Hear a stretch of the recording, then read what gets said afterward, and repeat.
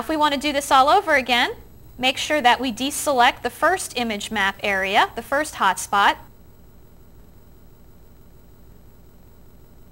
Select our image if we need to, and we can go back and choose one of the 3 hotspot tools to create the second part of our image map. We could select the folder icon, go find the image or the HTML page that we want to link to, which is city.htm. Then simply create an alternate label and continue to do this until our entire image is now linkable in many different locations.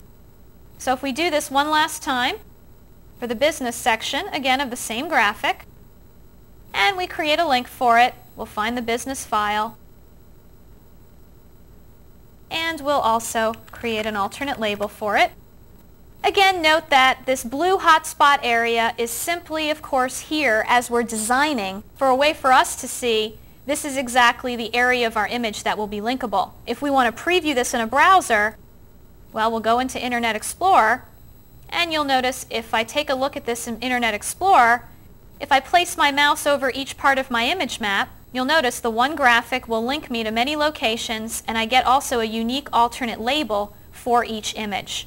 If I select, for instance, the business section of my image map, I'm automatically taken, notice in the URL field, the business.htm page.